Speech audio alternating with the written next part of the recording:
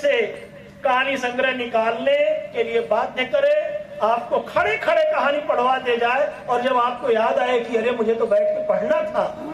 ये क्षमता बहुत रेयर कथाकारों में होती है, बहुत कम कहानीकारों में होती है, और वो क्षमता अखिलेश के पास है। एक समय था कि लोग कहते थे कि देवकीनंदन खत्री का चंद्रकांता पढ़ने के लिए लोगों ने हिंदी सीखी, और एक समय है जब अखिलेश को पढ़ने के लिए लोग किताब निकालते हैं और खड़े खड़े पढ़ जाते हैं। चिट्ठी, जिस कहानी का मैं जिक्र कर रहा हूं, इलाहाबाद विश्वविद्यालय के हॉस्टलों में वो पत्रिका कम पड़ गई तो फोटोकॉपी बची थी।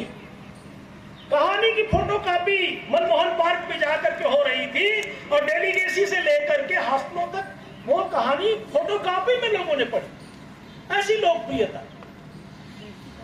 वो निर्वासन और अन्वेषण के लेखक, कथाकार हम सबके बीच आज यहां मौजूद हैं। मैं जानता हूं कि शिवमूर्ति जी, वीरेंद्र जी और मेरे प्यारे दोस्त अनिल बहुत सारी बातें कहेंगे आप लोगों से, लेकिन सवाल ये जरूर है कि 80 के बाद के अगर कथा साहित्य का मूल्यांकन हो तो जो शोध छात्र यहाँ बैठे हैं, जो अध्यापक गण बैठे हैं और जो हमारे मंच पे बैठे हैं, उन्हें अखिलेश के एक पुनर्मूल्यांकन की आवश्यकता है। मुझे ऐसा लगता है उनका जो दाय है, उनकी जो जगह है, उनकी जो स्थिति है 80 के बाद के कथाकारों में, वो कहाँ बनती है, इसका मूल्यांकन होना चाहिए, बार बार होना चाहिए। और अभी बहुत समय है, अखिलेश के अंदर बहुत कथाकार बचा हुआ है, वो आएगा। ये मैं जानता हूं कि उनके कथाकार का बहुत बड़ा हिस्सा उनका संपादक चुराता है।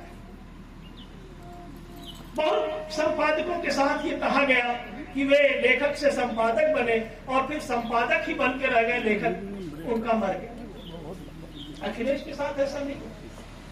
50वां अंक आने वाला है, अगले साल की जो त्रैमासिकी होगी वो तद्भव का 50वां अंक होगा।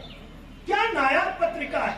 आज हिंदी साहित्य में कोई भी त्रैमासिक पत्रिका तद्भव के सामने नहीं थी। क्या नहीं छापा उन्होंने। तुलसीराम की चाहे